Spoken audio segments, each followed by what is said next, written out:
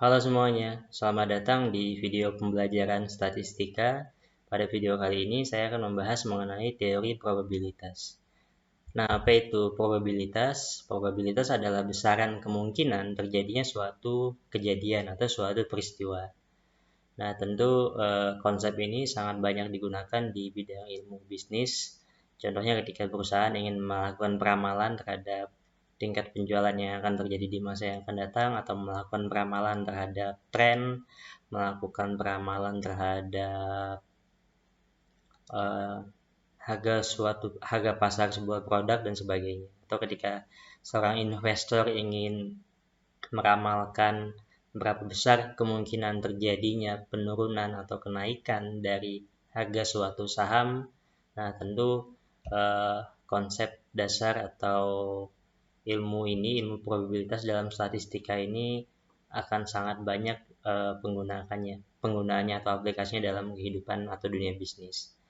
Nah, karena probabilitas ini berbicara mengenai besaran kemungkinan, tentu skalanya adalah 0 sampai dengan 1 atau 0 sampai dengan 100%. Semakin mendekati 0 artinya adalah semakin kecil kemungkinan kejadian itu akan terjadi, dan semakin mendekati 1 artinya adalah semakin besar kemungkinan kejadian itu akan terjadi.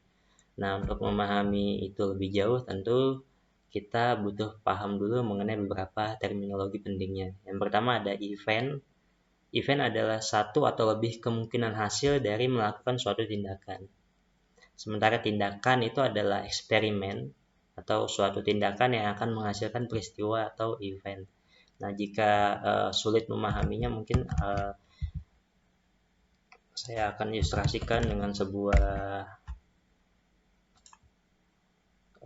tulisan seperti ini misalnya. Yang disebut dengan event itu adalah peristiwa. Sedangkan eksperimen itu adalah tindakan. Saya tulis di sini ya, eksperimen atau tindakan, dan ini peristiwa. Nah, contoh misalkan saya melakukan sebuah 1 kali lemparan koin. Nah, koin itu kan punya dua sisi ya, sisi angka atau sisi gambar. Ketika saya melakukan 1 kali lemparan koin, maka kemungkinan event atau peristiwa yang terjadi adalah 1, muncul sisi gambar. Kemungkinan yang kedua adalah muncul sisi angka. Nah, event atau peristiwa ini adalah hasil dari tindakan atau eksperimen yang dilakukan.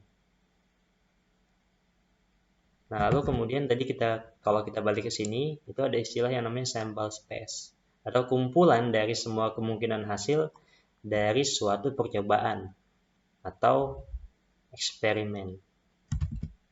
Nah, kalau eksperimennya saya ubah, misalkan begini. Misalkan saya melakukan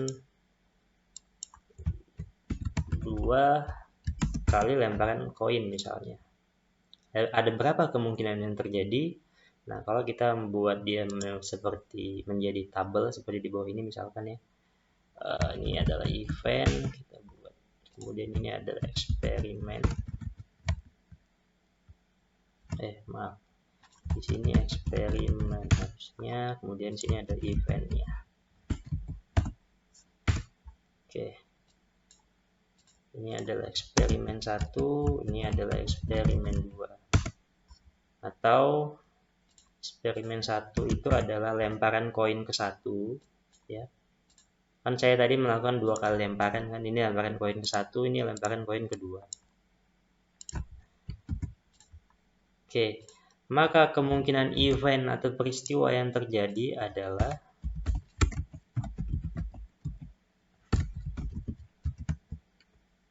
pada lemparan ke 1, karena kemungkinannya hanya ada 2 sisi, maka mungkin lemparan ke 1 muncul sisi angka, kemudian lemparan kedua muncul sisi gambar. Mungkin. Atau kemungkinan yang kedua, adalah lemparan yang pertama muncul sisi angka, lemparan yang kedua muncul lagi sisi angka. Ya kan, kemungkinannya begitu. Kemudian atau juga mungkin lemparan pertama muncul sisi gambar, lemparan kedua baru muncul sisi angka. Atau mungkin yang keempat, kemungkinan peristiwanya adalah muncul sisi gambar, kemudian muncul lagi sisi gambar. Nah, inilah yang disebut sebagai sample space, atau kemungkinan dari semua, kumpulan dari semua kemungkinan hasil dari suatu percobaan. Oke, mudah-mudahan bisa dipahami. Nah, lalu ada beberapa pendekatan untuk menentukan probabilitas. Yang pertama adalah pendekatan klasik, ya. Pendekatan klasik ini contohnya misalkan yang tadi koin, saya melempar sebuah koin, kemungkinan muncul gambar adalah 1:2. Kemungkinan muncul angka adalah 1:2. Sama artinya kemungkinan muncul gambar adalah 50% atau setengah atau 1/2. Kalau itu kita buat ke dalam persamaan matematis menjadi begini. Probabilitas muncul gambar dari sebuah lemparan koin, G itu adalah gambar, sama dengan A. A itu adalah peristiwa sukses, yaitu muncul sisi gambar, dan B adalah peristiwa yang bukan sukses, yaitu muncul sisi yang bukan gambar. Maka persamaannya adalah A dibagi A plus B, atau 1 dibagi 1 ditambah 1, sama dengan 1/2. Nah, kalau kita melihat ke contoh yang lebih kompleks, misalkan saya melempar sebuah dadu, kemungkinan munculnya sisi angka 1 adalah 1:6, karena dadu punya 6 sisi. Ada sisi 1, 2, 3, 4, 5, dan 6. Nah, kalau kita masukkan ke dalam persamaan yang tadi, maka sama. Probabilitas A atau munculnya sisi angka 1 adalah A dibagi A plus B. 1 dibagi 1 ditambah 5. 5 adalah sisa kemungkinan kejadian yang bukan muncul angka 1, yaitu muncul 2 sampai dengan 6. Kan ada 6 sisi, maka kalau sudah muncul 1, sisanya adalah 5. Atau 1/6. Sebenarnya mudah, kita tidak usah menggunakan persamaan matematis, kita tinggal bayangkan. Sisi yang mungkin muncul 1, kemungkinan total kemungkinannya ada 6, maka 1 dibanding 6. Sama seperti kalian muncul sebagai mahasiswa terbaik di sebuah kelas yang isinya adalah 20, maka kemungkinannya adalah 1 dibanding 20. Sesederhana itu. Oke. Nah, itu adalah pendekatan yang pertama, yaitu pendekatan klasik. Yang kedua adalah pendekatan frekuensi relatif. Ini contohnya ketika tadi kita melakukan percobaan yang lebih dari satu kali.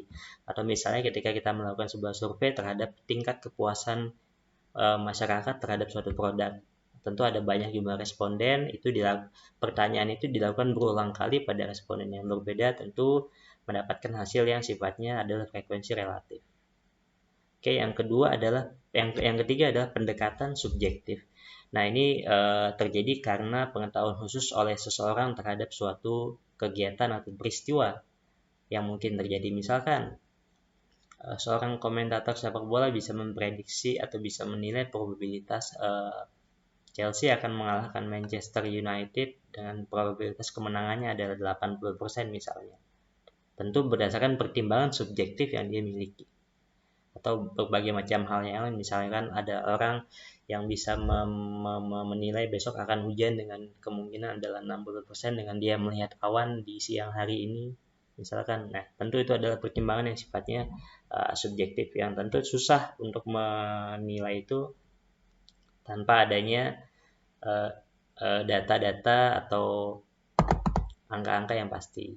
Nah, dalam video ini saya tentu akan hanya menjelaskan konsep probabilitas di mana kita memiliki input data untuk menilai probabilitasnya berdasarkan persamaan matematis menggunakan pendekatan ilmu statistika. Oke, paling tidak ada dua aturan yang digunakan untuk menghitungnya. Yang pertama adalah aturan penjumlahan yang akan saya jelaskan setelah ini, dan yang nanti di akhir video adalah aturan mengenai perkalian dan juga pembagian. Nah, aturan penjumlahan itu berbicara mengenai penambahan dan pengurangan. Aturan ini diaplikasikan pada dua jenis kegiatan atau peristiwa. Dua jenis peristiwa itu adalah satu yang tidak saling meniadakan atau disebut juga non-mutually exclusive, dan juga peristiwa yang saling meniadakan atau mutually eksklusif. Contohnya tadi, ketika saya melempar sebuah koin, munculnya sisi gambar, itu kemungkinannya adalah 1 dibanding 2. Kalau satu lemparan koin muncul sisi angka, maka tentu tidak muncul sisi gambar. Artinya itu saling meniadakan. Atau contoh dadu tadi, kalau saya melempar sebuah dadu, kemudian muncul sisi angka 1, maka pasti menghilangkan kemungkinan muncul sisi yang lain. Nah, itu namanya adalah mutually eksklusif. Nah, dalam bidang bisnis, lebih banyak kemungkinan yang sifatnya non-mutually eksklusif. Misalkan, contoh di bidang di luar bisnis dulu, misalnya preferensi orang terhadap musik. Misalkan berapa persen kemungkinan seseorang ingin menyukai musik dangdut. Nah, kalau dia menyukai musik dangdut, bukan berarti menghilangkan kemungkinan dia tidak menyukai musik yang lain. Kan begitu. Lalu kemudian dalam bidang bisnis misalnya, kalau seandainya saham sebuah emiten itu mengalami kenaikan, bukan berarti saham yang lainnya tidak mengalami kenaikan. Nah, itu adalah suatu peristiwa yang sifatnya tidak saling meniadakan atau non-mutually eksklusif. Nah, contohnya begini, ini mutually eksklusif, saling meniadakan, ini adalah non-mutually eksklusif, tidak saling meniadakan, ada irisan atau ada potongannya. Oke, nah jika kalian mendengar background suara azan, ini adalah azan subuh, jangan heran karena video ini saya buat di subuh hari. Oke, kita lanjutkan. Kemudian, nah ini rumus untuk menentukan probabilitas mutually eksklusif atau saling meniadakan. Seandainya tadi kita balik ke contoh dadu, berapa besar kemungkinan muncul sisi 2 atau sisi 3? Sisi angka 2 atau sisi angka 3? Ya, tentu kemungkinannya adalah 2/6. Kenapa? Karena di sisinya ada 6. Kalau kita masukkan ke dalam rumus matematisnya adalah probabilitas muncul A atau B sama dengan probabilitas A ditambah probabilitas B. Probabilitas A adalah 1/6. Probabilitas B muncul sisi 3 adalah 1/6. Sama, 1/6 tambah 1/6 sama dengan 2/6. Atau sama dengan 1/3 kalau kita sederhanakan, atau sama dengan 0,33 kalau kita buat menjadi desimal, atau sama dengan 33,33% kalau kita buat menjadi persentase. Nah, kalau dia memiliki 3 kemungkinan, sama, kita tinggal tambahkan atau jumlahkan ketiganya. Nah, maka inilah disebut aturan penjumlahan. Kita hanya perlu melakukan penjumlahan untuk menghitung probabilitasnya. Oke, ini sama, ketika ada 3 kemungkinan dari 6, maka tentu adalah setengah atau 50%. 1/6 tambah 1/6 tambah 1/6. Silahkan dijumlahkan. Oke, mudah sekali sampai di sini. Nah, mungkin yang agak tricky adalah ketika menghitung probabilitas yang non-mutually eksklusif. Misalkan probabilitas A atau B, di mana A dan B, nah itu suara azan yang persis di samping rumah saya. Jadi jangan heran, ini adalah azan subuh karena video ini saya tag di subuh hari. Oke, kita lanjutkan. Jadi probabilitas muncul A atau B adalah probabilitas A ditambah probabilitas B dikurang probabilitas A dan B. Jadi kalau tandanya seperti U itu adalah atau, kalau tandanya U terbalik seperti apa ini, N mungkin ya, itu adalah dan. Jadi probabilitas A atau B pada peristiwa yang tidak saling meniadakan adalah probabilitas A ditambah probabilitas B dikurang probabilitas A dan B. Nah, begitu membacanya. Kalau seandainya ada 3 kemungkinan A atau B atau C, maka lebih panjang lagi. Probabilitas A atau B atau C adalah probabilitas A ditambah probabilitas B ditambah probabilitas C dikurang probabilitas A dan B dikurang probabilitas A dan C dikurang probabilitas B dan C ditambah probabilitas A, B, dan C. Cukup kompleks, tapi kita coba menggunakan contoh soal. Ini ada salah satu soal, kita coba bahas. Jadi ceritanya begini. Ceritanya ada sebuah penelitian yang dilakukan berhubungan dengan selera pengunjung di suatu toko musik. Nah, ini yang tadi saya contohkan. Kalau Anda suka dangdut, belum tentu Anda tidak suka yang selain dangdut. Penelitian menggunakan 50 sampel.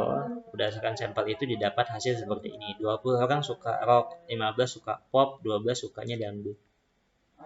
8 sukanya rock dan pop, 9 suka rock dan dangdut, 7 suka pop dan dangdut.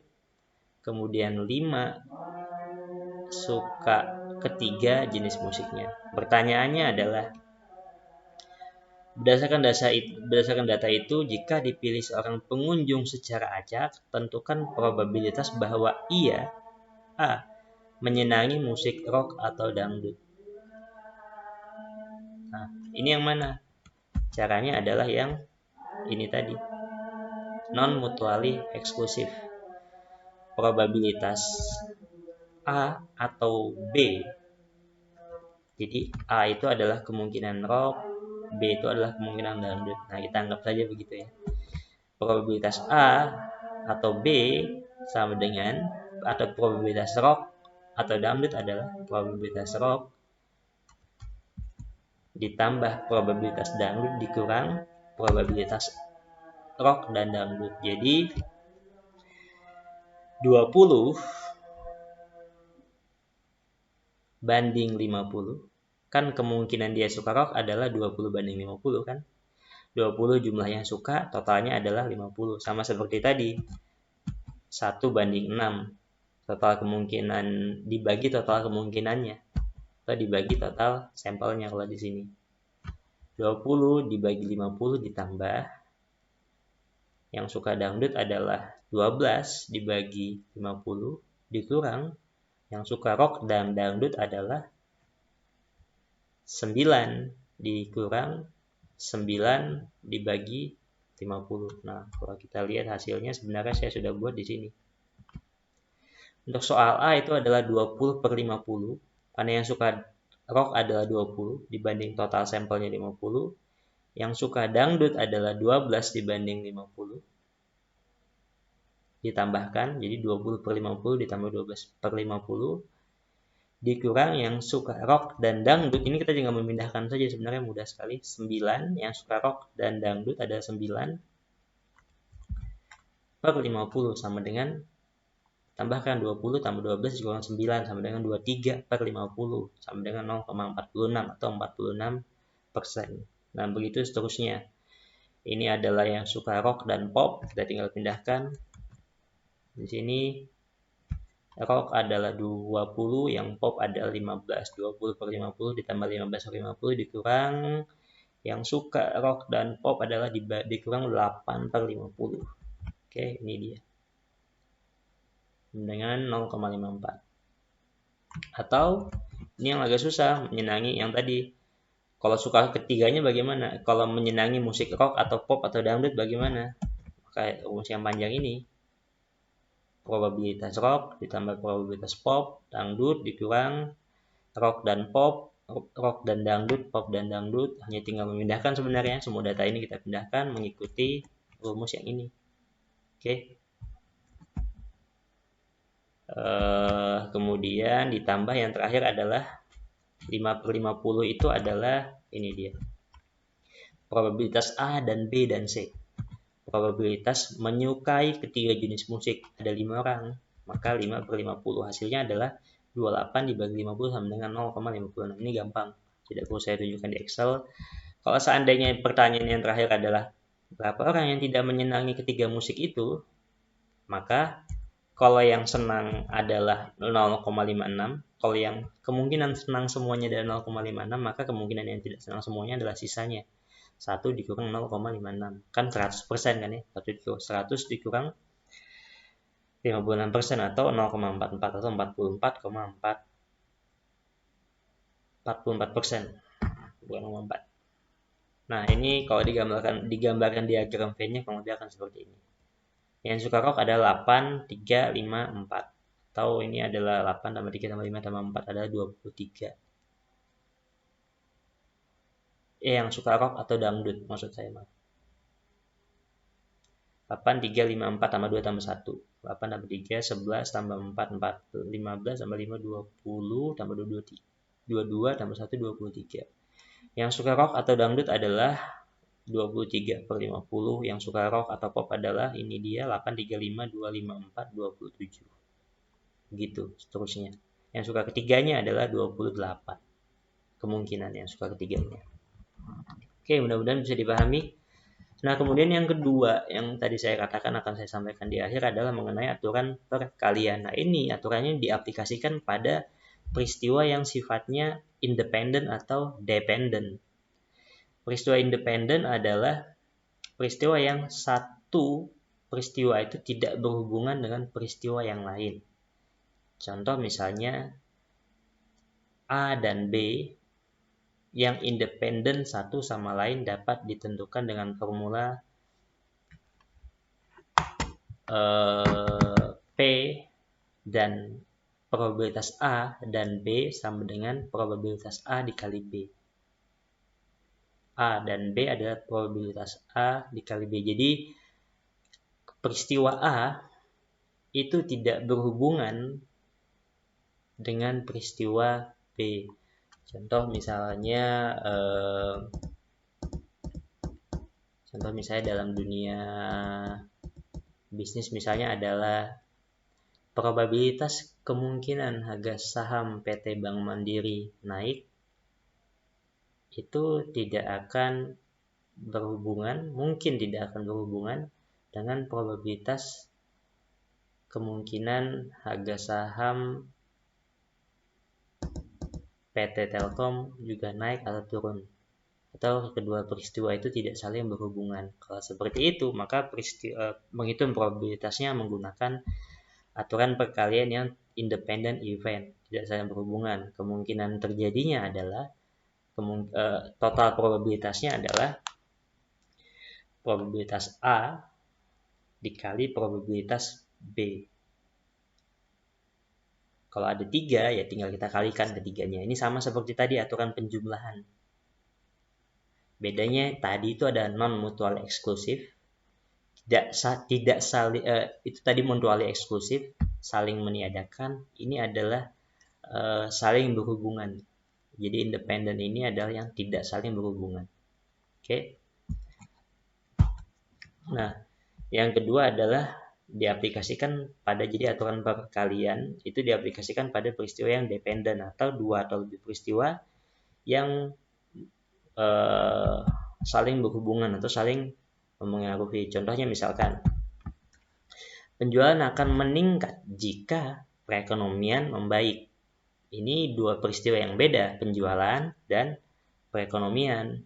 Tapi dalam bisnis ini mungkin sangat akan saling berhubungan, karena sangat dimungkinkan tingkat penjualan dipengaruhi oleh tingkat perekonomian di suatu negara atau di suatu masa. Penjualan meningkat akan terjadi jika perekonomian membaik terjadi. Penjualan dipengaruhi oleh kondisi perekonomian. Jadi probabilitas penjualan itu dipengaruhi oleh probabilitas perekonomian. Kurang lebih begitu logika reasoningnya. Nah, cara menghitungnya bagaimana? Nah, ini saya kasih contoh. Biasanya kejadian yang dependen atau saling berhubungan itu akan memiliki syarat atau disebut juga kejadian bersyarat. Misalnya A dan B ada dua peristiwa yang saling dependen, saling berhubungan. Besarnya probabilitas terjadi peristiwa B dengan syarat peristiwa A terjadi terlebih dahulu.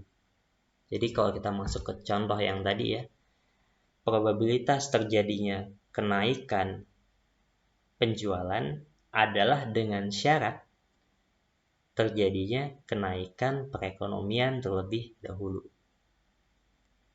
Mudah-mudahan bisa dipahami. Maka persamaan matematisnya adalah probabilitas B dibagi A, atau kemungkinan terjadinya peningkatan penjualan dibagi kemungkinan terjadinya peningkatan perekonomian, sama dengan probabilitas A dan B dibagi probabilitas A. Kenapa probabilitas A yang menjadi penyebut? Karena probabilitas A terjadi lebih dahulu, atau peningkatan perekonomian, probabilitas terjadinya peningkatan perekonomian terjadi lebih dulu dibanding terjadinya probabilitas peningkatan penjualan. Jadi yang terjadi lebih dulu itu akan menjadi penyebut.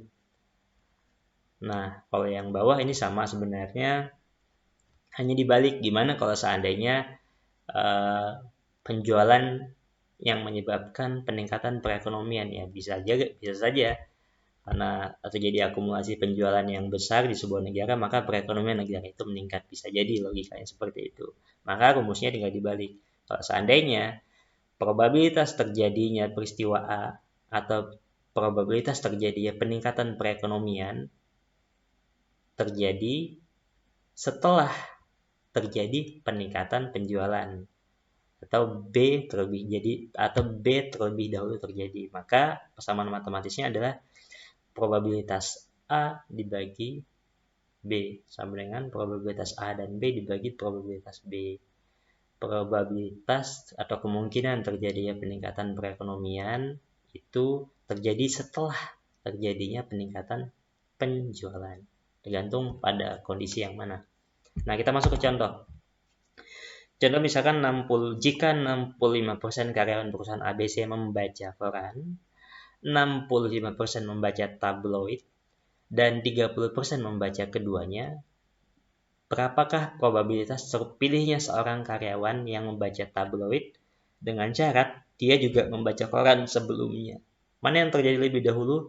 Membaca koran. Maka membaca koran akan menjadi penyebut. Oke, rumusnya adalah probabilitas tabloid dibagi K sama dengan probabilitas koran dan tabloid dibagi probabilitas koran. Dapat dari mana? 30% adalah ini. Membaca keduanya, K dan T, keduanya adalah 30%, dibagi probabilitas membaca koran saja adalah 65%. Gampang kan ya? 30 per 65. Karena K ini terjadi lebih dahulu. Membaca koran terjadi lebih dahulu. Dari mana? Dari soal. 30 per 65. Gampang, hasilnya ada 0,4615. Oke, kita masuk ke contoh yang lebih kompleks. Misalkan data mengenai komposisi karyawan pada suatu pabrik yang memiliki 100 karyawan adalah sebagai berikut. Contoh seperti ini ya. Ini ada data mengenai bagian produksi, marketing, akuntansi, kemudian jenis kelamin, pria dan wanita. Jika seorang karyawan dipilih secara random, maka kan bisa pria, bisa wanita. Jika seorang karyawan pria, ini spesifik ya, jika seorang karyawan pria dipilih secara random, berarti hanya ini, berapa probabilitas bahwa ia berasal dari bagian marketing? Mana yang lebih dulu terjadi? Yang lebih dulu terjadi adalah dipilihnya pria. Maka pria ini nanti akan menjadi penyebut. Probabilitas pria akan menjadi penyebut. Nah, untuk lebih memudahkan ini, saya coba copy ini, mudah-mudahan bisa ini, kita pindah ke Excel. Datanya kita pindah ke Excel. Oke, saya gunakan kayak gini ya. Oke, setelah itu rumus ini mana tadi? Ya, rumus ini kita pindahkan ya. Saya pinjam. Nah, itu iqomah azan subuh. Oke, kemudian nah, kita copy soalnya.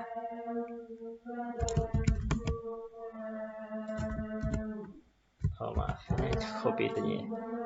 Bisa nggak semuanya ini kita copy ya? Oh, ini sebenarnya ada tulisannya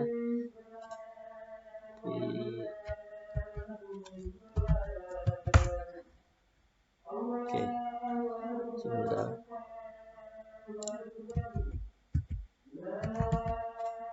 Saya nggak tahu itu tulisannya pindahnya ke pindahnya kemana itu ya? Oke. Oke, ini coba saya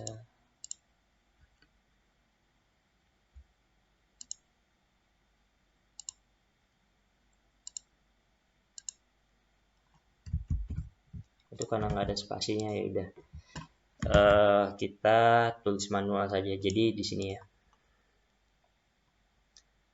Pertanyaan 1 adalah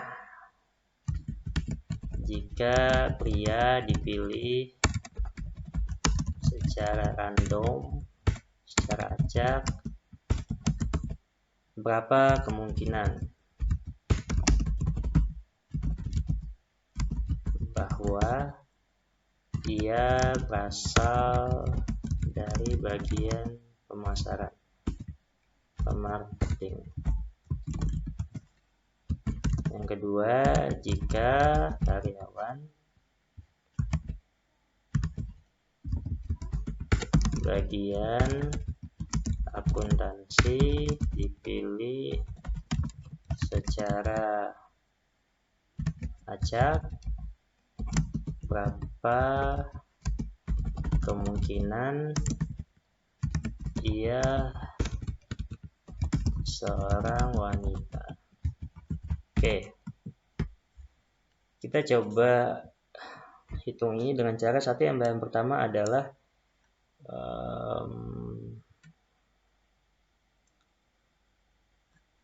kita buat totalnya dulu di sini. Ini totalnya kita coba sum. Totalnya adalah 60.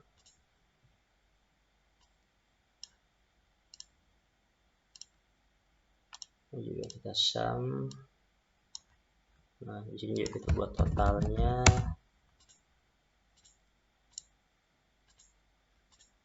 Totalnya adalah 45. Ini juga kita turunkan ke sini 45. Sini 7. Ini kita coba sum juga. Sumnya dari situ. Nah, ini ada 100 ya.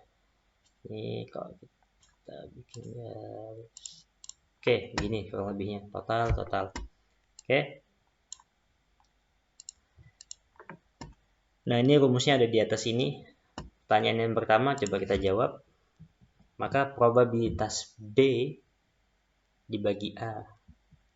Jika dipilih karyawan secara acak, berapa kemungkinan ia berasal dari bagian marketing? Maka nomor 1, probabilitas yang terpilih lebih dahulu akan menjadi penyebut. Maka probabilitas M dibagi probabilitas dia adalah pria. M adalah marketing, P adalah pria. Sama dengan probabilitas pria, dan saya pasti akan lama menemukan lambang itu, probabilitas pria dan marketing dibagi probabilitas pria. P adalah pria, M adalah marketing, gitu ya. Maka menjumlahkannya saya langsung total di sini saja, sama dengan supaya gampang gini, probabilitas P dan M gitu ya. P gini deh, ini supaya gampang. P dan M, maka probabilitas pria dan dia adalah marketing adalah 30.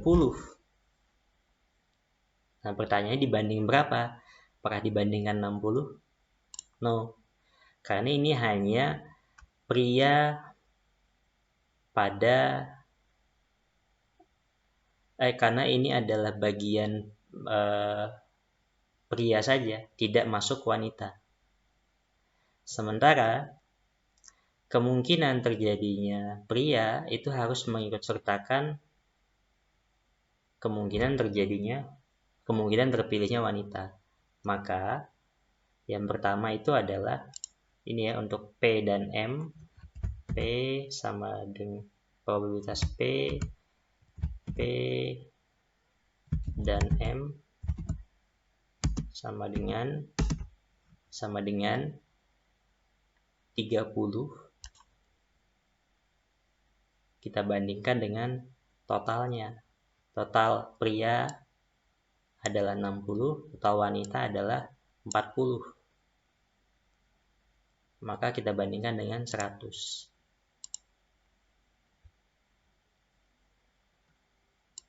Oke, maka gini, sama dengan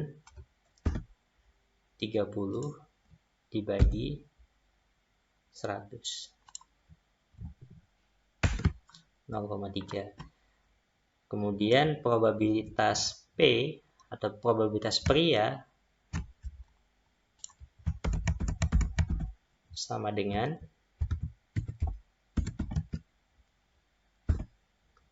pria adalah 60, wanita adalah 40. Maka kemungkinannya adalah 60 dibanding 100. Jadi selalu kita bandingkan dengan totalnya. Sama dengan 0,3 dibagi 0,6. Hasilnya adalah sama dengan 0,3 dibagi 0,6. Sama dengan 0,5. Atau ini kalau kita desimalkannya lebih baris.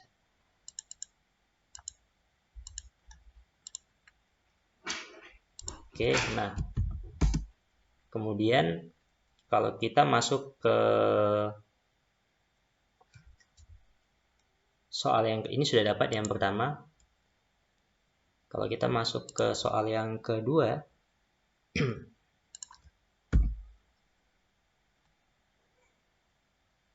sama sebenarnya, maka probabilitas karyawan bagian akuntansi dipilih secara acak, kemudian berapa kemungkinan ia adalah seorang wanita. Maka yang lebih dahulu dipilih adalah bagian akuntansi. Maka rumusnya adalah probabilitas wanita W, hasil lambang W dibagi probabilitas akuntansi atau A. Sama dengan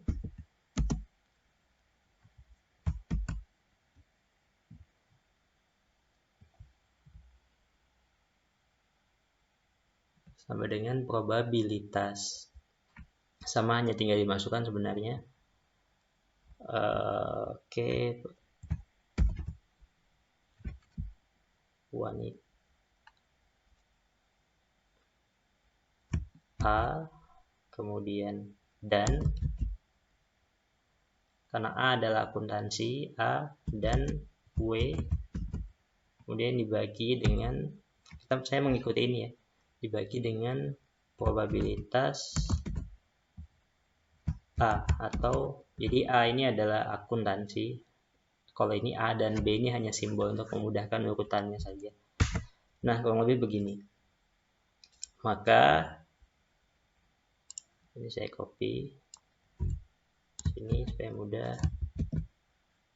Kemudian ini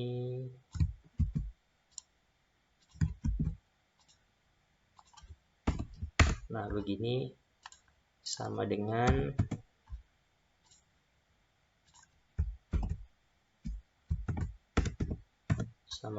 oke.